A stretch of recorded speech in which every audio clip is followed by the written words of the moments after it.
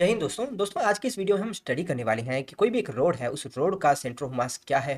कोई भी अपना जैसे सेमी सर्कुलर रिंग है, उस रिंग का सेंटर ऑफ मास क्या होगा। अपना कोई एक डिस्क है, उस डिस्क का सेंटर ऑफ मास क्या है। कोई भी अपने पास एक ट्रायंगुलर प्लेट दे रखी है, उस ट्रायंगुलर प्लेट का किस तरह से सेंटर ऑफ मास कैलकुलेट करना है वो सीखेंगे। उसके बाद में हम देखेंगे कोई भी अपने पास एक स्क्वायर प्लेट दे रखी है, उस स्क्वायर प्लेट का सेंटर ऑफ मास क्या होगा। अगर उसकी वन साइड है, वो हो सकता है आपको ए दे रखी हो, या फिर आपको दे रखी हो बी भी दे सकता है। ठीक है, तो दोनों ही केस के लिए हम इनका सेंटर ऑफ मास को कैलकुलेट करना सीखेंगे। वीडियो में लास्ट तक बने रहिएगा, आज की वीडियो में हमें काफ़ी कुछ नया सीखने को मिलेगा। तो चलिए शुरू करते हैं। तो दोस्तों सबसे पहले देखते हैं किसी भी रोड का सेंटर ऑफ मास है वो क्या होता है। तो इसके लिए सेंटर ऑफ मास बताने के लिए हम क्या मानते हैं, सबसे पहले कोऑर्डिनेट सिस्टम मानते हैं। कोऑर्डिनेट सिस्टम मानने के लिए हम मान लेते हैं ये अपना कोई भी एक एक्स है जिसके रिस्पेक्ट के अंदर हम इस रोड का सेंटर ऑफ मास वो बताने वाले हैं। ठीक है, फर्स्ट जो तरीका वो क्या रहता है, इस जो मास एम की रोड है इसकी आपको लंबाई दे रखी है। कितनी लंबाई दे रखी है, मान लेते हैं आपको एल लंबाई ये दे रखी है। ठीक है ना, आप क्या करते हो, इस रोड को छोटे छोटे पार्ट्स के अंदर डिवाइड कर देते हो। जैसे ये डी एल पार्ट के अंदर आपने डिवाइड कर दिया। ठीक है ना, अब देखिए इस रोड की एल लेंथ है, उसका मास अगर एम है, ठीक है, तो इसकी यूनिट लेंथ के अंदर मास कितना होगा, आप कहेंगे एम बाई एल होगा। आप इससे पूछा जाए कि इसकी डी एल लेंथ है उसके अंदर मास कितना होगा, तो आप क्या कहेंगे m by l d l के बराबर होगा। इसे आप किससे डिनोट करते हो, डी एम से डिनोट करते हो। तो आप क्या कहेंगे कि जो आपके पास में ये जो डी एल लेंथ आ रही है इसके अंदर जो मास है वो किसके बराबर है, वो है अपना डी एम के बराबर। ठीक है, तो हम क्या करते हैं, इस रोड को छोटे छोटे छोटे छोटे पार्ट्स में इस तरह से डिवाइड कर लेते हैं। ये अपने उन्हें इसको छोटे छोटे छोटे छोटे इस तरह से पार्ट्स में डिवाइड कर लिया जिनका मास कितना है, डीएम मास है। ठीक है, और इनकी क्या है, अपनी यहाँ से जो अपनों ने यहाँ से केंद्र माना है या फिर जो भी अपनों ने अपना कोऑर्डिनेट सिस्टम माना है, इससे दूरी है वो जैसे आपके आगे x1 x2 x3 इस तरह से दूरी आ गई। ठीक है ना, तो आप क्या कहोगे, इस जैसे ये वाला पार्ट है इसकी दूरी है x1, इसके बाद में इसके पास वाला जो पार्ट है उसकी दूरी कितनी आ गई, x2 आ गई। तो पहला जो मेथड है वो अपनों ने जो लास्ट वीडियो के अंदर सीखा था, क्या था अपना कि x c m equal to किसके बराबर होगा, अपना m1 x1 plus m2 x2 plus m3 x3। ठीक है, डॉट डॉट डॉट। इसी प्रकार से नीचे क्या आएगा, m1 plus m2 plus m3। ठीक है, और सभी को ऐड कर देंगे। ठीक है, तो आप क्या कहेंगे कि भाई सभी m1 m2 m3 जितने भी ये पार्ट्स है इन सभी का मास कितना है, इन सभी का मास अपना डीएम है, क्योंकि ये सभी डीएम मास के ही तो ब्लॉक अपनों ने ले रखे हैं। ठीक है, तो ये डीएम मास अपना आ जाएगा। फिर इन मास की यहाँ केंद्र से यहाँ से दूरी है, यानी इस केंद्र को 0 0 मान लेता हूँ, इससे दूरी कितनी है, ये आपने ले ली जैसे x1 है plus x2 plus x3 plus dot dot dot, इस तरह से हो गया। ठीक है ना, अब नीचे क्या आ जाएगा, सभी ये देखिए मास m1 m2 m3 ये क्या है, ये डीएम मास ही तो है। इन सभी डीएम मास को अगर आप ऐड करेंगे तो ये क्या आ जाएगा, इस रोड का टोटल मास आ जाएगा। टोटल मास आ जाएगा ना, तो ये टोटल मास m के बराबर आ जाएगा। देखिए इसको। ठीक है, तो अपने पास में क्या आ गया, अपने पास में आपने देखा आ गया 1/m, साथ में आ गया x1 plus x2 plus x3 dot dot dot plus xn, क्योंकि n अपने पार्टिकल्स में इसको डिवाइड कर दे। ठीक है, और साथ में क्या आ गया, dm आ गया। अब आप कहोगे कि सर किस तरह से ये x1 x2 x3 है, इनको अपनी कैलकुलेट करेंगे, इनकी वैल्यू कैसे आएगी, लेंथ कैसे आएगी। तो इस प्रॉब्लम में अपने को नहीं फंसना है, इसके लिए हम क्या कहते हैं, हम सहारा लेते हैं इंटीग्रेशन का। इंटीग्रेशन की हेल्प से इस प्रॉब्लम को बड़े ही आसानी से हम सोल्व कर सकते हैं। तो क्या रहेगा अपना इंटीग्रेशन का मेथड, देखिए जरा। तो इंटीग्रेशन के लिए हम क्या करेंगे, कुछ ऐसा यूज कर सकते हैं, देखिए जरा आप। मान लेते हैं अपनों ने जो निर्देशांक मान रखे हैं उससे x दूरी के ऊपर कोई भी एक अल्पांश है। ठीक है, और इस अल्पांश की लंबाई कितनी है, इस अल्पांश की लंबाई होगी अपना dx अल्पांश हो गया। ठीक है ना, अगर इस l लेंथ के अंदर अपना मास है वो m है। ठीक है ना, तो यूनिट लेंथ के अंदर मास कितना होगा, m बाई एल होगा। तो इस dx अल्पांश है उसमें मास कितना होगा, ये बराबर होगा m बाई एल dx। तो ये dm मास है वो अपने पास में आ गया, इसका किसके बराबर आ गया, ये बराबर आ गया dm के बराबर। और इस dm की वैल्यू कितनी है, ये है अपना m बाई एल डी के बराबर आ गया। तो क्या इसका आप सेंटर ऑफ मास है वो कुछ इस तरह से लिख सकते हो, इस अल्पांश के रिगार्डिंग आप लिख सकते हैं ना ऐसा कि देखिए ये अपना x दूरी पर उपस्थित है और ये मास dm है, और ये टोटल मास कितना आ गया अपना, नीचे टोटल मास m आ रहा है। ध्यान देखिए टोटल मास m ही तो आ रहा है अपना, टोटल मास m आ रहा है, और ये अपने पास अलग अलग कोऑर्डिनेट आ गए थे। ठीक है, ऊपर हम क्या करेंगे, बस एक अलग चीज क्या करेंगे, हम इसको इंटीग्रेट कर देंगे। और इंटीग्रेट कहाँ से कहाँ तक करेंगे, कि देखिए इस रोड की लेंथ कहाँ से कहाँ तक वेरी कर रही है, आप कहेंगे 0 से एल तक वेरी कर रही है। यहाँ पर एक्स की वैल्यू कितनी है, एक्स की वैल्यू यहाँ 0 है, और इस वाले छोर के लिए एक्स की वैल्यू कितनी है, एक्स की वैल्यू आप कहेंगे एल है। ठीक है, तो यानी एक्स की वैल्यू कहाँ से कहाँ तक वेरी करी है, एक्स की वैल्यू है 0 से एल तक वेरी कर रही है। और डीएम मास है, डीएम की वैल्यू कितनी है, डीएम की वैल्यू अपनों ने अभी तो कैलकुलेट की, क्या है इसकी वैल्यू, ये बराबर है m by l d x के बराबर है, कोई दिक्कत नहीं है। और यहाँ पर देखिए नीचे भी कैपिटल एम लिख रखा है तो ऊपर भी कैपिटल एम ही लिखेंगे। किसी को यहाँ तक डाउट है तो बताइएगा। अब जो करता है उसको काट दीजिएगा और बाकी को इससे बाहर लेकर आएंगे, तो यहाँ से देखेंगे एम से एम तो कैंसिल हो रहा है। बिल्कुल हो रहा है। 1/L अब वो बाहर आ जाएगा, फिर इंटीग्रेट करेंगे कहाँ से कहाँ तक, 0 से L तक। ब्रैकेट में क्या है, x dx आ रहा है, कोई दिक्कत नहीं भाई। तो यहाँ पर 1/L। अब x का आप इंटीग्रेट करोगे किसके रिस्पेक्ट में, dx के रिस्पेक्ट में, तो क्या आएगा आपके पास में, ये आ जाएगा x²/2। और लिमिट कितनी है, 0 से L तक। तो इसको जरा थोड़ा सा और सोल्व कीजिएगा, अपने पास में क्या आ जाएगा, 1/L, और ये आ जाएगा L²/2। ठीक है, और आगे 0 आ जाएगा, कोई दिक्कत नहीं। इसको और हल करेंगे तो आपके पास में आ जाएगा L/2। तो आपने क्या देखा कि इस रोड के लिए जो सेंटर ऑफ मास है वो कहाँ से कहाँ तक होता है, सेंटर ऑफ मास होता है रोड की सेंटर के अंदर, यानी कि उसकी L/2 दूरी के ऊपर। ठीक है, कोई दिक्कत नहीं है यहाँ तक, हो तो कमेंट बॉक्स में पूछिएगा। तो दोस्तों एक रिजल्ट और यहाँ पर अपने देखते हैं कि कोई भी एक बॉडी है, अगर वो सिमेट्रिक बॉडी है, ठीक है, तो उसका सेंटर ऑफ मास कहाँ होगा, हमेशा उस बॉडी का जो सिमेट्रिक पॉइंट होगा वहीं पर होगा। तो इस रोड के अंदर अगर आप देखें कि जिसके सापेक्ष अपना जो रोड है वो सिमेट्रिक हो, तो आप कहेंगे कि रोड के बीच में एक ऐसा पॉइंट होना चाहिए जिसके सापेक्ष क्या है, रोड के दोनों तरफ की जो लंबाइयां हैं वो बराबर होगी। ठीक है, तो इसका सेंटर ऑफ मास कहाँ आ रहा है, बिल्कुल सेंटर में आ रहा है। ठीक है, इसी कंसेप्ट के आधार पर अपने कुछ और बॉडियां हैं जिनका भी सेंटर ऑफ मास कैलकुलेट करना सीखते हैं। दोस्तों नेक्स्ट हम स्टडी करते हैं कि कोई भी एक यूनिफॉर्म स्क्वायर या फिर रेक्टेंगुलर प्लेट हो, तो उसका सेंटर ऑफ मास किस तरह से कैलकुलेट करना है। हम जानते हैं स्क्वायर प्लेट क्या होती है, स्क्वायर प्लेट होती है जिसमें उसकी लेंथ और विड्थ है दोनों इक्वल हो। रेक्टेंगुलर प्लेट कौन सी है, जिसमें लेंथ और विड्थ है दोनों अलग अलग हो। ठीक है ना, तो किस तरह से कैलकुलेट करोगे, तो इसके लिए हमने अपनी लास्ट वीडियो में सीखा है कि कोई भी एक सिमेट्रिक बॉडी है तो उसके अंदर सेंटर ऑफ मास कहाँ होता है, जहां पर जो अपना सिमेट्रिक पॉइंट होती है वही अपना सेंटर ऑफ मास होता है। तो यहाँ पर सेंटर ऑफ मास कहाँ होगा, तो ये देखिए सबसे पहले सिमेट्रिक पॉइंट कहाँ होगा, तो देखिए एक तो यहाँ पर जो इनके विकिरण है उनको आपस में मिलाते हैं अपने, तो एक तो आपके पास में ये वाली लाइन आती है, दूसरा अपने पास में ये वाली लाइन आती है। ठीक है, तो सिमेट्रिक पॉइंट कौन सा है, सिमेट्रिक पॉइंट ये है, ये अपना क्या होगा, सेंटर ऑफ मास होगा। इसी प्रकार से अगर अपने किसी रेक्टेंगुलर प्लेट की बात करें तो रेक्टेंगुलर प्लेट के अंदर भी सेंटर ऑफ मास क्या आने वाला है, सेंटर ऑफ मास आएगा अपना इस तरह से। तो सिमेट्रिक पॉइंट है कौन सा, तो आप बड़ी आसानी से कह सकते हो कि ये वाली जो लेंथ है ये किसके बराबर होगी, ये बराबर होगी a/2 के। क्यों, क्योंकि यहाँ से लेकर जो ये पूरी टोटल जो लेंथ है वो कितनी है, a। ठीक है, इसी प्रकार से ये वाली जो लेंथ है वो किसके बराबर होगी, ये वाली लेंथ होगी अपना a/2 के बराबर। तो अपनों ने अगर कोई एक कोऑर्डिनेट माना, ये वाला है अपना x कोऑर्डिनेट और ये वाला है अपना y कोऑर्डिनेट। ठीक है, और ये वाला जो किनारा है वो मूल बिंदु 0 0 पर मौजूद है, तो सेंटर ऑफ मास की पोजीशन क्या आ जाएगी, सेंटर ऑफ मास की पोजीशन बड़ी आसानी से कह सकते हो आप a/2। ठीक है ना, इसी प्रकार से अपना रेक्टेंगुलर प्लेट है उसके लिए सेंटर ऑफ मास का होगा, रेक्टेंगुलर प्लेट के लिए सेंटर ऑफ मास हो जाएगा, ये वाली जो लेंथ है ये आपकी क्या है, a/2 है।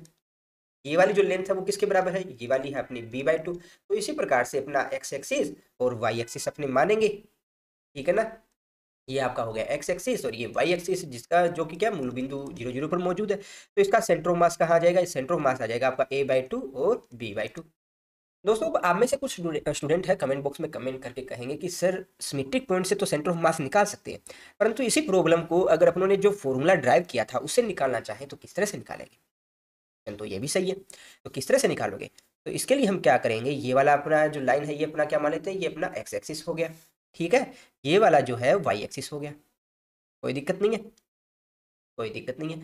अब इस रेक्टेंगुलर प्लेट के लिए हम क्या मानते हैं, ये वाली जो लेंथ है टोटल ये अपना है a, और ये वाली जो टोटल जो लेंथ है वो अपना है b। कोई दिक्कत नहीं है यहाँ तक। अब जरा मुझे बताइएगा कि अभी थोड़ी देर पहले अपनों ने सीखा कि कोई भी एक रोड होती है, रोड का जो सेंटर ऑफ मास कहाँ होता है, अभी सीखा ना अपनों ने, ये कोई रोड है जिसकी लेंथ आपने मान ली b है। ठीक है, तो उसका सेंटर ऑफ मास कहाँ होगा, वो बिल्कुल रोड के सेंटर में होगा, यानी कि b/2 दूरी पर होगा। तो यानी कि यहाँ पर जो सेंटर ऑफ मास है वो कहाँ पर आ रहा है, यहाँ पर b/2 दूरी पर आ रहा है ना, b/2 दूरी पर। ठीक है, अब इसको वापस रेक्टेंगुलर में चेंज करते हैं, वापस रेक्टेंगुलर में चेंज करेंगे तो क्या आ जाएगा अपने पास में, ये रेक्टेंगुलर में अपनों ने वापस चेंज किया तो एक चीज तो कंफर्म आ गया कि y डायरेक्शन के अंदर इसका सेंटर ऑफ मास है वो कहीं ना कहीं इस b/2 लाइन के ऊपर मौजूद होगा। ठीक है, क्योंकि सिमेट्रिक लाइन तो यही है ना। ठीक है, इतना क्लियर है। ठीक है, अब क्या करते हैं, इस प्लेट को जो n छोटी छोटी प्लेटों में अपने डिवाइड कर लेते हैं। ये प्लेट है, इसको अपने n पार्ट्स में डिवाइड करेंगे इस तरह से छोटी छोटी प्लेट्स के अंदर। ठीक है ना, तो मान लेते हैं कोई एक प्लेट है। ठीक है, ये अपनों ने एक कोई प्लेट मानी, उसका एक अल्पांश है ये वाला जो कि अपना मूल बिंदु से कितनी दूरी पर मौजूद है, ये x दूरी पर मौजूद है। ठीक है, और इस प्लेट की जो विड्थ है ये अपनी कितनी है, dx है, जो अपनों ने ये अल्पांश माना उसका। ठीक है, अगर जो पूरी टोटल ये प्लेट है, ये जो टोटल अपनी रेक्टेंगुलर प्लेट है उसका मास कितना है, मास है अपना m। ठीक है। तो अपने को जो ये वाला जो अल्पांश अपनों ने माना है, इसका अगर मास कैलकुलेट करना हो, उसको मैं डीएम से डिनोट करता हूँ, तो उस डीएम की वैल्यू किसके बराबर होगी, इस तरह से कैलकुलेट करोगे। तो सबसे पहले इसका एरिया कितना है, एरिया है इसका ए बी है ना। तो ए बी एरिया का कितना मास है, ए बी एरिया का मास है एम। तो इसकी यूनिट एरिया का मास कितना होगा, एम बाई ए बी। ठीक है। अब इसका एरिया कितना है, ये आपका आ गया बी और ये आ गया आपका डी एक्स। ठीक है। तो इसका एरिया कितना होगा, इसका एरिया आ गया आपके पास बी डी एक्स हो गया ना। तो इसका बी डी एक्स जो एरिया है, उसका जो मास कितना होगा, तो एम ए बी, तो साथ में आ जाएगा बी डी एक्स। ये किसके बराबर है, डीएम के बराबर। तो यहाँ से डीएम के अपने पास फाइनली वैल्यू कितनी आ गई, डीएम के अपने पास में वैल्यू आ गई। देखिए बी से बी कैंसिल हो रहा है ना, यहाँ बी से बी कैंसिल हो रहा है। तो यहाँ पर बचेगा क्या अपने पास बचेगा m by a d x. तो ये अपने पास मास डीएम की वैल्यू आ गई, कितनी आ गई, m by a d x. इतना अगर अपने पास में आ गया तो बड़े ही आसानी से आप कैलकुलेट कर सकते हो। किस तरह से कैलकुलेट करेंगे, इस वैल्यू को हमें सिर्फ फॉर्मूले में रखना है और हो जाएगा अपना। तो देखिए सबसे पहले बताइए हमारा क्या है, हमारा देखिए अब अपने कैलकुलेट क्या कर रहे हैं। देखिए वाईसीएम तो अपने पास आ गया, अपने एक्ससीएम कैलकुलेट कर रहे हैं। तो ये किसके बराबर होगा, integration of x d m upon integration of d m. और इंटीग्रेशन ऑफ डी एम करेंगे तो ये अपना तो आ गया कैपिटल एम के बराबर, तो 1/m तो बाहर आ जाएगा। इसके अलावा क्या अपना एक्स डी एम है, एक्स कितना है, एक्स तो ये दूरी होगी। और डीएम की वैल्यू जरा पुट कीजिए, डीएम की वैल्यू ये रही, तो m by a d x के बराबर आ गया। एम बाई ए कॉन्स्टेंट है, बाहर आ जाएगा। ठीक है, उसको बाहर लेके जाते हैं। तो एक्स की वैल्यू है वो कहाँ से कहाँ तक वेरी करी है, तो आप जानते हो एक्स की वैल्यू अपना वेरी करी है एक्स इक्वल टू जीरो, क्योंकि ये वाला point x equal to zero है। और यहाँ पर वैल्यू कितनी है, ये एक्स इक्वल टू ए तक जा रही है। तो आप क्या कहोगे, 1/m इंटू एम बाई ए, और यहाँ पर एक्स डी एक्स है, और एक्स डी एक्स, और कहाँ से कहाँ तक वेरी हो रहा है, 0 टू ए। ठीक है। इसका इंटीग्रेट करेंगे तो अपने पास में क्या आ जाएगा, अपने पास में आ जाएगा 1, देखिए एम से एम कैंसिल हो रहा है, उसको काटिएगा 1/a, यहाँ से आ जाएगा एक्स स्क्वायर बाई 2, 0 टू ए। यहाँ से वैल्यू पुट करोगे तो आपका फाइनली क्या आ जाएगा, a/2। ठीक है, कोई दिक्कत नहीं है। इसी प्रकार से आप वाईसीएम कैलकुलेट करोगे। वाईसीएम किस तरह से कैलकुलेट करना है तो मैं बता देता हूँ, आप खुद से करके देखिएगा। फाइनली आंसर क्या आना है वो तो अपनों ने भी देख लिया है। तो देखिए क्या है, इस बार हम क्या करेंगे, इस अपनी जो रेक्टेंगुलर प्लेट है उसमें जो अल्पांश मानेंगे वो इस बार जो हमारा अल्पांश है वो कौन सी डायरेक्शन में होगा, वाई डायरेक्शन में होगा। तो ये अपना वाई डायरेक्शन में अल्पांश लेंगे। और किस तरह से कैलकुलेट करेंगे, हम ये मान लेंगे वाई डिस्टेंस। ठीक है, ये अपना वाई डिस्टेंस है ना, और इसकी जो अपनों ने अल्पांश माना उसकी विड्थ कितनी मान लेंगे, ये डी वाई मान लेंगे। ठीक है। तो सेम इसका जो एरिया वो किसके बराबर हो जाएगा, इसका एरिया बताओ जरा फटाफट। तो ये वाली जो लेंथ है वो किसके बराबर है, ये वाली लेंथ है वो तो ए के बराबर है। तो आपका एरिया किसके बराबर आ जाएगा, ए डी वाई के बराबर आ जाएगा। ठीक है। तो सीधा सा यहाँ वैल्यू पुट करोगे तो सेम इस तरह से आपके पास आंसर आ जाएगा। लास्ट में इसका वाईसीएम आप कैलकुलेट करोगे तो आपके पास में क्या आ जाएगा, ये आ जाएगा b/2 आ जाएगा। ठीक है। फिर भी किसी भी स्टूडेंट को कोई डाउट हो तो आप पूछेगा। दोस्तों नेक्स्ट हम सीखने वाले हैं कि कोई भी एक ट्रायंगुलर प्लेट है उसका सेंटर ऑफ मास क्या होगा। इसमें हम दो तरह से देखेंगे, एक तो उसके शीर्ष है यानी कि इसके इस किनारे से सेंटर ऑफ मास क्या होगा, दूसरा हम देखेंगे इसका बेस है, बेस के अकॉर्डिंग इसका सेंटर ऑफ मास क्या रहने वाला है। ठीक है। तो सबसे पहले हम क्या करेंगे, सबसे पहले हम इसमें कोऑर्डिनेट लेंगे। ये आपका मान लेते हैं एक्स कोऑर्डिनेट, और ये अपर वाली साइड है ये आपका मान लेते हैं वाई कोऑर्डिनेट। ठीक है। नीचे वाला जो कोऑर्डिनेट है इसके निर्देशांक में मान लेता हूँ 0 0। ठीक है ना। अब देखिए कोई भी स्ट्रक्चर है उसके अंदर जब भी सेंटर ऑफ मास निकालना हो और हमें इंटीग्रेशन की हेल्प से देखना हो, तो सबसे पहले हमें क्या देखना है चाहिए, हमें देखना चाहिए सिमेट्रिक एक्सिस कौन सा है। तो आप यहाँ क्या देख रहे हो कि हमारा जो वाई एक्सिस है, वाई एक्सिस के रिस्पेक्ट के अंदर जो ट्राइंगल है, ट्राइंगल के दोनों पार्ट है वो सिमेट्री के अंदर है, सिमेट्री के अंदर है ना। तो निश्चित तौर पर हमारा जो सेंटर ऑफ मास आने वाला है वो किस पर होगा, हमारी सिमेट्रिक लाइन के ऊपर उपस्थित होगा। चाहे वो यहाँ पर उपस्थित हो, यहाँ उपस्थित हो, कहीं भी उपस्थित हो सकता है, पर वो कहाँ होगा, इस सिमेट्रिक लाइन के ऊपर होगा। ये सिमेट्रिक लाइन कहाँ से जा रही है, ये जा रही है वाई एक्सिस पर। तो यानी कि आप क्या कहेंगे कि इस वाई एक्सिस के ऊपर जो आपका एक्स की वैल्यू है वो तो 0 रहने वाला है। तो आप सिर्फ स्ट्रक्चर को देखकर इतना तो बता सकते हो कि हमारा जो यहाँ पर एक्ससीएम है यानी सेंटर ऑफ मास का जो एक्स कंपोनेंट है वो क्या आने वाला है, 0 आने वाला है। सिर्फ हमें क्या कैलकुलेट करना है, वाई कंपोनेंट कैलकुलेट करना है। ठीक है। अब दोस्तों ये अपना ट्रेडिशनल मेथड से तो सोल्व होगा नहीं, इसके लिए हम क्या करते हैं, हम सबसे पहले एक एरिया एलिमेंट लेंगे और उसको इंटीग्रेट कर देंगे। तो अब हमारा देखिए बताइए सबसे पहले कि जो सेंटर ऑफ मास है वो कौन से एक्सिस पर होगा, वाई एक्सिस पर होगा। तो हम एरिया एलिमेंट है वो कौन से एक्सिस पे लेंगे, हम वाई एक्सिस पे लेंगे। और अपनों को क्या करना है, देखिए सबसे पहले उसका वाई कोऑर्डिनेट लेंगे और उसका जो मास है, एरिया एलिमेंट अपने ले रहे हैं उसका मास डीएम होगा। ठीक है। और नीचे भी उस एरिया एलिमेंट का इंटीग्रेट करेंगे, तो नीचे तो देखिए उसका जो टोटल मास है उसी के बराबर आ जाएगा। ठीक है। तो ये प्रॉब्लम बड़ी आसान है अपने पास में। ठीक है। तो सबसे पहले एरिया एलिमेंट मान लेते हैं, ये अपना एरिया एलिमेंट है, ये हो गया एरिया एलिमेंट। ये किस हाइट के ऊपर है? मान लेते हैं इसकी यहाँ से जो अपना मूल बिंदु है, इससे हाइट इसकी कितनी है? y है। ठीक है, ये वाली दूरी है वो मान लेते हैं r है। ठीक है जी, ये वाली दूरी है आपको क्या दे रखी है, क्वेश्चन में दे रखी है या नहीं भी दे रखी है, अपने मान लेते हैं ये कैपिटल R है। ठीक है, कोई दिक्कत नहीं है। अब बताइए कि इस पट्टी का या इस एरिया एलिमेंट का एरिया कितना होगा? तो एरिया किस तरह से कैलकुलेट करोगे? तो सबसे पहले तो बताइए ये जो पट्टी आपने मानी है इसकी विड्थ कितनी है, यानी कि ये वाली जो विड्थ है वो किसके बराबर है? तो ये वाली जो दूरी यहाँ से लेकर यहाँ तक आप मान रहे हो y, तो ये वाली जो विड्थ है ये आप मान लेते हैं dy। ठीक है ना, कोई दिक्कत नहीं है। तो एरिया बताइए इसका कितना होगा?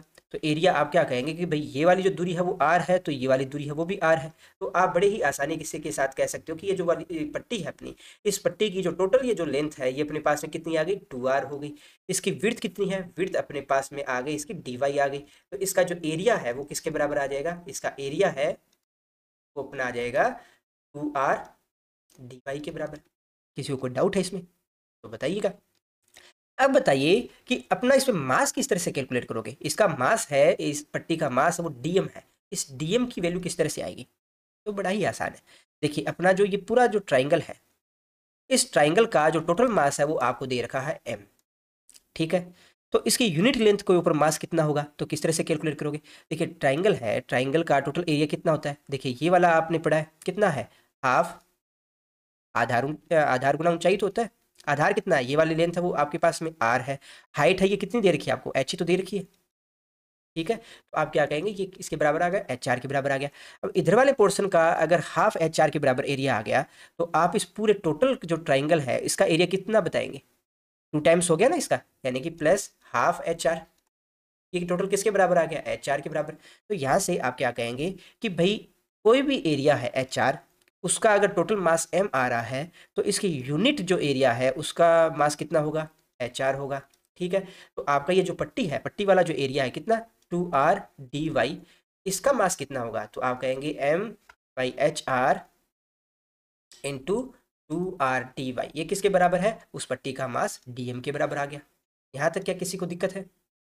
ठीक है दोस्तों, तो अब अपने पास में y है, y के बारे में पता है हमें, dm के बारे में, हमारे dm मास है इसके बारे में पता है, तो बस वैल्यू पुट करनी है और अपने पास सेंट्रो मास तो आ ही गया। देखिए क्या आ जाएगा? सेंट्रो मास है वो किसके बराबर आ जाएगा? ycm है, ये बराबर आ जाएगा ydm। ठीक है, और नीचे बटे में क्या आ जाएगा? आपका टोटल मास आ जाएगा। ठीक है, ये थोड़ा सा सही करके लिखते हैं यार, पढ़ने में भी तो अच्छा लगना चाहिए ना। बराबर ये आपका आ गया ycm। ठीक है, y की वैल्यू पुट कीजिए, नहीं सॉरी dm की वैल्यू पुट कीजिए, क्या आ जाएगा? यहाँ पर y dm की वैल्यू है अपना m/HR 2r dy, और नीचे क्या आ रहा है? कैपिटल M आ रहा है। ठीक है, तो कैपिटल M तो कॉमन लेके काट ही दीजिएगा, ये काट दिया आपने। ठीक है, अब अपने पास में और सिंप्लीफाई फॉर्म के अंदर ये आ गई। परंतु अभी भी एक डाउट है अपने पास में। डाउट क्या है? क्वेश्चन में अपने पास में r की वैल्यू दे रखी है क्या? r की वैल्यू तो नहीं दे रखी, तो यानी कि इस r की वैल्यू को तो अपने को खत्म करना पड़ेगा। तो किस तरह से खत्म करोगे? वो भी बड़ी आसानी से देखिए समझ सकते हैं अपने। जरा बताइए दोस्तों, 1 मिनट में मैं डायग्राम फिर से बना लेता हूँ। ये देखिए, ये आपका है r, ये वाली जो लेंथ है ये आपकी कितनी है? Capital R। और यहाँ पर जो अपने आर्क वाली मानी है ये वाली कितनी है? ये है अपना स्मॉल r। ठीक है, ये वाली जो लेंथ है ये अपनी कितनी है? y। ठीक है, और ये टोटल जो इसकी हाइट है वो किसके बराबर है? ये है अपना h के बराबर। ठीक है, तो क्या इनमें कोई रिलेशन आप बना सकते हो? तो बिल्कुल बना सकते हैं। मान लेते हैं ये आपका एंगल है, ये थीटा एंगल है। आप क्या कहेंगे? टेन थीटा है वो किसके बराबर है? r/y की। ये किसके बराबर है? ये r/h के बराबर है, कह सकते हो ऐसा। अब टेन थीटा को भूल जाइए, ठीक है, सिर्फ अपने इसको इतना ही यूज करना था। अब जरा बताइए क्या यहाँ से r की वैल्यू आप निकाल सकते हो? बिल्कुल निकाल सकते हैं, r/h के बराबर आ गया।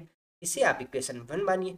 अब इस इक्वेशन से 1 से ये r की वैल्यू है वो अपने यहाँ रखते हैं, तो अपने पास में y की वैल्यू आ जाएगी। क्या आ जाएगी? ycm। ये किसके बराबर आ जाएगा? देखिए ये HR है, ये बाहर ले जाइए, कोई कांस्टेंट संख्या कोई मतलब ही नहीं है। 1/HR, ये अंदर 2 है, इसको भी बाहर ले जाइए, इसकी भी कोई मतलब नहीं है। इंटीग्रेशन, अब y, r की वैल्यू रखिए, क्या है? r की वैल्यू है अपना r/y/h dy। कोई दिक्कत नहीं है तो बताओ। अब देखिए अपना y है, y कहाँ से कहाँ तक वेरी कर रहा है? आप ही बताइए y कहाँ से कहाँ तक वेरी कर रहा है?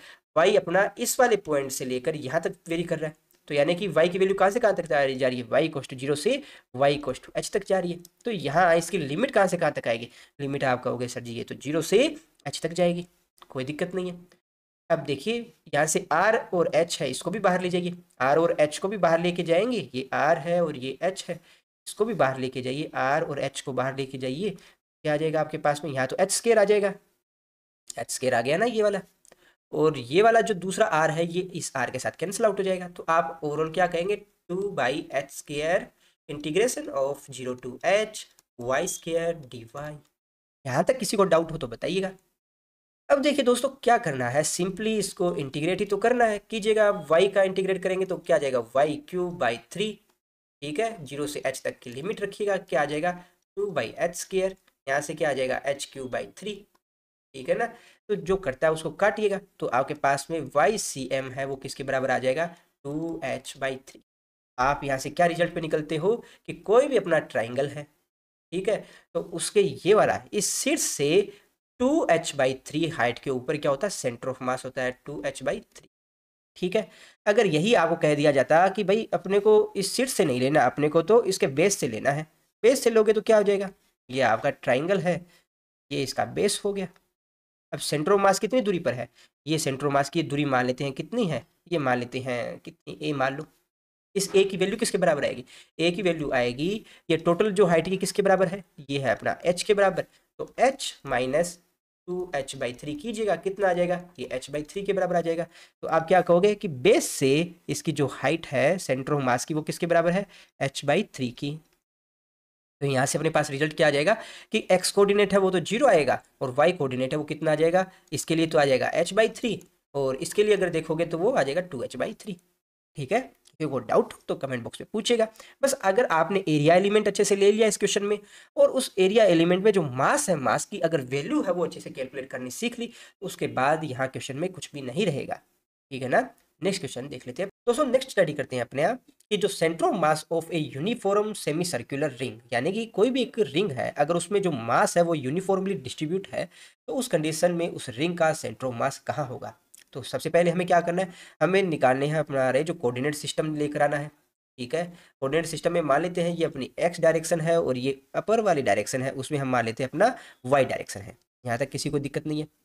एक चीज अपनों ने सीख चुके हैं कि जहां पर सिमेट्रिक पॉइंट होगा वहां पर सेंटर ऑफ मास होगा, ठीक है। तो आप बताइए कि आपकी जो रिंग है, रिंग में ऐसा कौन सा पॉइंट है या ऐसी कौन सी लाइन है जिसके रिस्पेक्ट के अंदर आप कहेंगे कि हमारी जो रिंग है वो सिमेट्री शो कर रही है। तो आप कहेंगे कि आपका जो वाई कोऑर्डिनेट है, ये जो वाई कोऑर्डिनेट है आपका जो बिल्कुल इस रिंग के बीच में से जा रहा है, तो ये वाई कोऑर्डिनेट आपका क्या सिमेट्रिक लाइन शो कर रहा है, ठीक है। तो सेंटर ऑफ मास है वो निश्चित तौर पर आपका इस लाइन के बीच में ही होना चाहिए, ठीक है। अब इस लाइन के ऊपर ही होगा, कहीं ना कहीं भी हो सकता है, चाहे वो यहाँ हो चाहे यहाँ हो, बस वही तो अपने को कैलकुलेट करना है।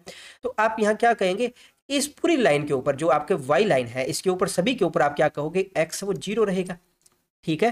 तो आपके पास में एक चीज तो देखते ही समझ में आ गया कि ये सेंटर ऑफ मास का जो एक्स कोऑर्डिनेट है वो आपका 0 है। हमें सिर्फ क्या देखना है, वाई कोऑर्डिनेट हमें फाइंड करना है। तो उसको किस तरह से फाइंड करेंगे, तो देखिए तो फाइंड करना भी बड़ा ही आसान है। तो सेम वही अपना मेथड रहेगा कि देखिए यहाँ पर कोई भी कल्पांश मान लेते हैं, ठीक है।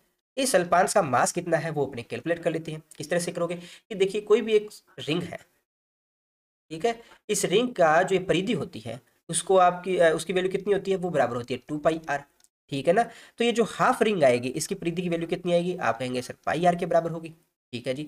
तो इसकी जो रिंग की जो लंबाई है वो मैं मान लेता हूँ s है, ये s किसके बराबर आएगी, πr के बराबर आएगी, ठीक है। तो आप क्या कहोगे, इस s लेंथ की जो मास है वो किसके बराबर है, m के बराबर है, ये क्वेश्चन में अपने को दे रखा है, ठीक है। तो आप क्या कहेंगे कि इस s लेंथ का जो मास है वो m के बराबर है, ठीक है। तो इसके यूनिट लेंथ का जो मास है वो किसके बराबर होगा, वो बराबर होगा m/s के बराबर होगा। तो आप क्या कहते हैं कि इसके ऊपर अगर अपने ये ds अल्पांश मान लेते हैं, इस ds अल्पांश का जो मास है वो किसके बराबर होगा, वो बराबर होगा m/s ds के बराबर, जिसको मैं क्या डिनोट करता हूँ, dm से डिनोट करता हूँ, इसको हम dm से डिनोट करते हैं। यहाँ तक तो किसी को डाउट नहीं होगा। अब हमें वैल्यू पुट करनी है, किस तरह से रखोगे वैल्यू, देखिए आपका s है, s की वैल्यू कितनी है, s की वैल्यू हमें पता है πr के बराबर होती है। ds की वैल्यू क्या है, ds की वैल्यू जरा बताइए मुझे, ds की वैल्यू भी निकालना बड़ा ही आसान है। तो क्या करते हैं, यहाँ से मैं एक लाइन खींचता हूँ, यहाँ से भी एक लाइन खींचते हैं। इस रिंग की जो त्रिज्या है या रेडियस है वो अपने क्वेश्चन में दे रखी है r, ठीक है। r स्मॉल या कैपिटल जो भी आप मानो, नहीं कैपिटल मान लेते हैं, ठीक है। तो मान लेते हैं यहाँ से एक थीटा एंगल है, और ये वाला जो एंगल है ये अपना कितना है, d थीटा, डी थीटा। तो आप यहाँ क्या कहेंगे, ये थीटा है, ऊपर वाला डी थीटा है। तो इस चाप डीएस की जो लंबाई है वो किसके बराबर होगी, इस डीएस की चाप की जो लंबाई है वो किसके बराबर होगी। आपने पढ़ा है, क्या पढ़ा है कि कोण होता है वो किसके बराबर होता है, चाप बटा त्रिज्या के बराबर होता है ना। तो यहाँ पर कोण किसके बराबर है, एंगल है अपना डी थीटा, चाप यानी कि जो आर्क है उसकी लेंथ कितनी है वो ds के बराबर है, रेडियस किसके बराबर है वो r के बराबर है। तो आप बड़ी आसानी से के साथ कह सकते हो कि ds है वो बराबर किसकी है, r d थीटा। अब ये वैल्यू कहाँ रख देते हैं, ये वैल्यू रख देते हैं इस इक्वेशन में, ठीक है। तो s और ds की वैल्यू जरा पुट कीजिएगा तो आगे पास जो dm है, dm किसके बराबर आ जाएगा, dm बराबर आ जाएगा आपका m, ds की वैल्यू कितनी है r d थीटा, और जो s की वैल्यू नीचे कितनी आ जाएगी पाई r, ठीक है।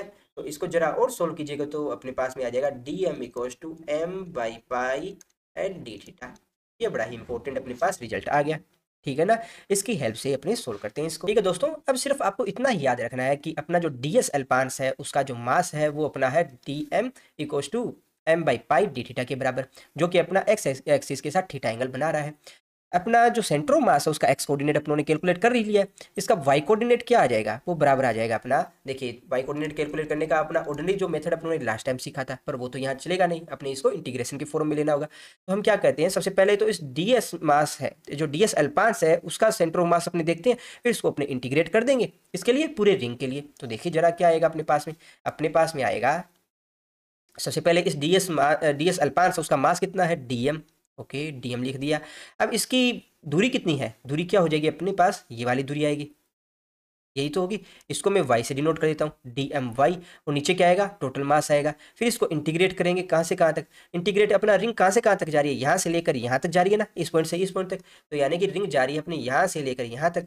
तो एंगल कितना कवर कर रही है, थीटा इक्वल्स टू 0 से पाई तक कवर कर रही है। थीटा अपना कहाँ से कहाँ तक कवर हो रहा है, 0 से पाई तक कवर हो रहा है, ठीक है। अब अपने पास में एक तो वैल्यू का पता नहीं है वाई क्या है, ठीक है, डीएम का तो पता है पर वाई का पता नहीं है, वाई का किस तरह से कैलकुलेट करोगे। तो देखिए यहाँ पर ये अपने पास में ट्राइंगल है, ये अपना ट्राइंगल है जिसमें ये वाला जो एंगल है वो आपको थीटा दे रखा है, और ये वाली जो दूरी है वो रेडियस आर के बराबर है, ये वाली है अपनी वाई है। तो क्या रिलेशन आएगा, y by r equals to sine theta के बराबर आएगा। तो आप क्या कह सकते हो, y equals to r sine theta, ठीक है। अब कुछ नहीं करना, यहाँ से डीएम की और वाई की वैल्यू यहाँ पुट कीजिएगा, क्या आएगा तो आप देखेंगे 1/m integrate 0 to pi, dm की वैल्यू पुट की, क्या आ गई अपने पास में m by pi d theta, और y की वैल्यू पुट करेंगे तो अपने पास में क्या आ जाएगा डॉट r साइन थीटा, ठीक है। अब जो कांस्टेंट है उसको ब्रैकेट के बाहर ले जाएंगे, जो करता है उसको काट देंगे। तो देखिए m से तो m कैंसिल हो रहा है तो वो तो चला ही गया।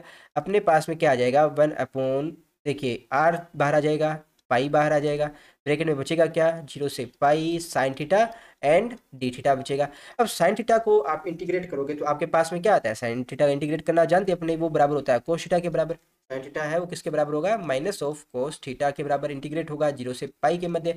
अब लिमिट पुट कीजिएगा जरा, इसमें क्या आ जाएगा, तो लिमिट हम पुट करेंगे तो अपने पास में आ जाएगा आर अपॉन पाई कोस पाई, फिर ये माइनस माइनस क्या हो जाएगा प्लस हो जाएगा कोस 0, ठीक है।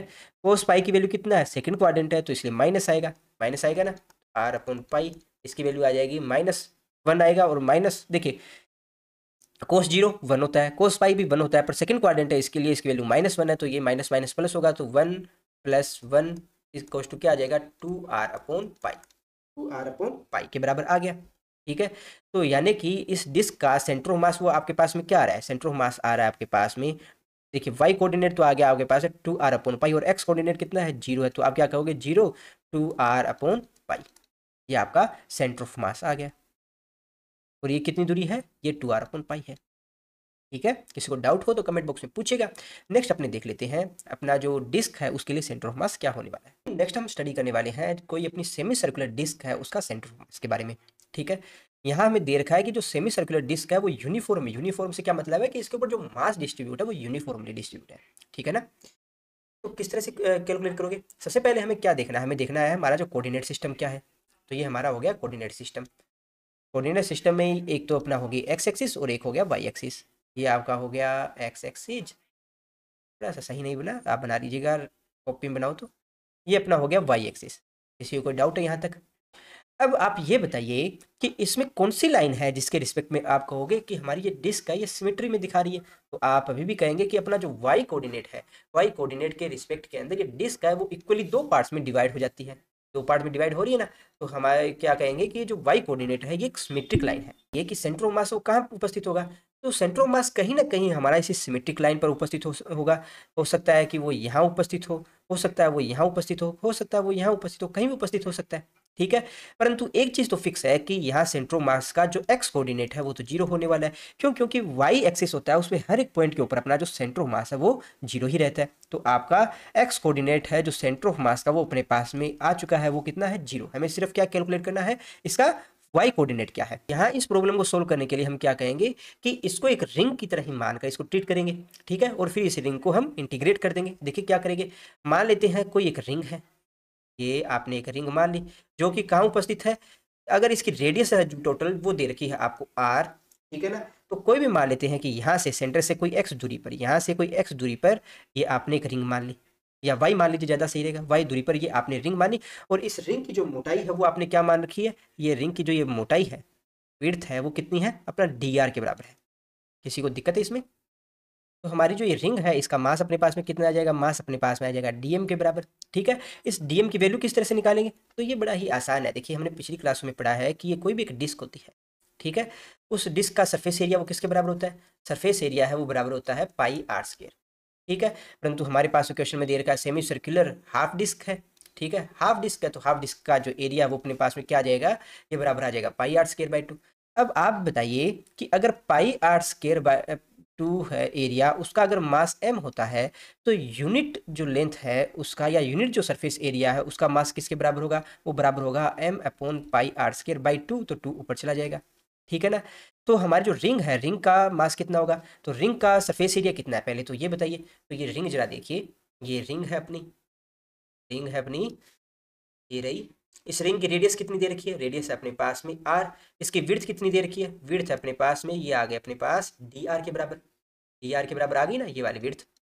और ये वाला जो लेंथ है वो किसके बराबर आ जाएगा, अब जानते हैं अपने स्फीयर के अंदर कितना होता है उसका, ये वाली जो लेंथ है 2 पाई आर होती है, तो हाफ के लिए कितना हो जाएगा, पाई आर के बराबर आ जाएगा। कोई दिक्कत नहीं है यहाँ पर। तो अब इसका एरिया किसके बराबर होगा, तो इसको आप ऐसा लिख सकते हो, ये अपने पास में आपकी जो रिंग है उसको ऐसा आप बना कर लिख सकते हो कि भाई उसकी ये वाली जो लेंथ है ये तो अपनी हो गई डी आर के बराबर, और ये वाली जो लेंथ है वो अपना आ गई पाई आर के बराबर। ठीक है, तो इसका एरिया है वो बड़े ही इजीली आप क्या बता सकते हो, इसका एरिया है वो अपना आ जाएगा पाई आर डी आर के बराबर। कुछ नहीं करना, सिर्फ वैल्यू तो पुट करनी है, तो वैल्यू जरा पुट कीजिएगा यहाँ पर। वैल्यू पुट करेंगे तो अपने पास में क्या आ जाएगा, पाई आर डी आर है, उस एरिया का जो मास कितना आ जाएगा, ये बराबर आ जाएगा पाई आर स्क्वायर, और मल्टीप्लाई कीजिएगा पाई आर डी आर, ये किसके बराबर है, रिंग के मास के बराबर है। जो कटता है उसको काटिए, हम क्या काट पाएंगे, यहाँ पर सिर्फ पाई है उसको ऊपर नीचे काट देते हैं। तो अपने पास ओवरऑल जो मास डी एम है उसकी वैल्यू किसके बराबर आ जाएगी, 2m बाई आर स्क्वायर और स्मॉल आर डी आर। ठीक है, यहाँ तक किसी को डाउट नहीं होना चाहिए। तो दोस्तों अभी तक हमने क्या सीखा है कि कोई भी एक डिस्क है, डिस्क के अंदर हमने क्या मानी, एक रिंग मानी जो कि सेंटर से आर पोजीशन के ऊपर है। उस रिंग की जो विड्थ है वो उन्होंने मानी डी आर। ठीक है ना, और उस डिस्क का जो मास है वो अपने पास में कितना है, 2m upon r square small r t r. ठीक है ना, अब इसको क्या करेंगे, हम करेंगे कि इसको इंटीग्रेट कर देंगे। सबसे पहले तो इस डिस्क है यानी कि जो रिंग है, रिंग के लिए जो सेंटर ऑफ मास लिखेंगे वाई डायरेक्शन के अंदर, और उसको इंटीग्रेट कर देंगे कहाँ से कहाँ तक, जीरो से इसकी रेडियस आर तक। ठीक है, जरा कीजिएगा, अपने पास में जो वाई सी एम है वो किसके बराबर आ जाएगा, वो बराबर आ जाएगा इस रिंग का मास, रिंग का मास डी एम। ठीक है, और साथ में क्या आएगा, इस रिंग का जो सेंटर ऑफ मास आएगा यानी कि आर सी एम आएगा। ठीक है, और बटे में कितना आएगा, इस डिस्क का जो टोटल मास आ जाएगा, टोटल मास कितना है वो कैपिटल एम के बराबर आ जाएगा। ठीक है ना, यहाँ तक कोई दिक्कत नहीं है। अब इसका देखिए रिंग का सेंटर ऑफ मास अभी थोड़ी देर पहले अपनों ने सीखा किसके बराबर था, अगर इसकी रेडियस आर है तो इसका सेंटर ऑफ मास किसके बराबर होगा, वो बराबर होगा 2r अपॉन पाई के बराबर होगा। ठीक है जी, डीएम की वैल्यू भी है और आरसीएम की वैल्यू है, पुट करनी है अपने को, तो अपने पास में फाइनली क्या आ जाएगा, अपने पास में आ जाएगा, देखिए डीएम की वैल्यू कितनी है 2m अपॉन आर स्क्वायर और आर डी आर, और आरसीएम की वैल्यू कितनी है 2r अपॉन पाई, और नीचे कितना है कैपिटल एम। अब ये कहाँ से कहाँ तक वेरी कर रही है, जो कैपिटल जो रेडियस है वो कहाँ से कहाँ तक वेरी कर रही है, जीरो से आर तक वेरी कर रही है, तो जीरो से आर तक लगाइएगा। तो यहाँ जो करता है उसको काट दीजिएगा, बाकी को अपने इसके बाहर ले जाएंगे। तो लेके चलिए यहाँ से एम से एम कैंसिल आउट हो जाएगा। तो यहाँ पे देखिए ये 2 और ये 2 कितना मिलकर आ गया, ये आ गया 4। ठीक है, यहाँ से ये आर और ये आर बनकर आ गया आर स्केयर डी आर। ठीक है, तो नीचे आर स्केयर पाई है वो भी आ जाएगा, तो पाई आर स्केयर हो जाएगा। लिमिट कहाँ से कहाँ तक जा रही है, 0 से आर तक। इंटीग्रेट कीजिएगा इसको, कहाँ से तक कहाँ तक आ जाएगा, तो ये अपने पास आ जाएगा 4/पाई आर स्केयर। और आर स्केयर का इंटीग्रेट करेंगे डी आर के रिस्पेक्ट में, तो अपने पास में आ जाएगा आर क्यूब। और कहाँ से कहाँ तक लिमिट रखनी है, 0 से आर। ठीक है ना, कोई दिक्कत नहीं है यहाँ तक। अब जरा पुट करने के बाद अपने पास में क्या आ जाएगा, पाई आर स्केयर। यहाँ से आर क्यूब रखेंगे तो कैपिटल आर क्यूब बाई 3 आ जाएगा। अब देखिए क्या करता है, यहाँ से आर स्केयर है वो कट रहा है ना, तो यहाँ पर बचेगा आर। ठीक है, तो अपने पास फाइनली क्या आ जाएगा, 4/3 पाई आर। ठीक है, तो यहाँ से अपने पास में ये रिजल्ट है, अपने पास में आ गया कि कोई भी डिस्क है उसके लिए जो एक्स कोऑर्डिनेट है, एक्स कोऑर्डिनेट तो अपना 0 आता है, और वाई कोऑर्डिनेट है सेंटर ऑफ मास, उसका वैल्यू आती है 4r/3 पाई। ठीक है ना, तो बड़े ही आसानी से दोनों को कैलकुलेट कर सकते हो। ठीक है दोस्तों, तो आज की वीडियो में बस इतना ही। नेक्स्ट वीडियो में हम सेंटर ऑफ मास से रिलेटेड कुछ और इंपॉर्टेंट टॉपिक्स है जिनको डिस्कस करेंगे। तो वीडियो में लास्ट तक बने रहने के लिए आपका धन्यवाद।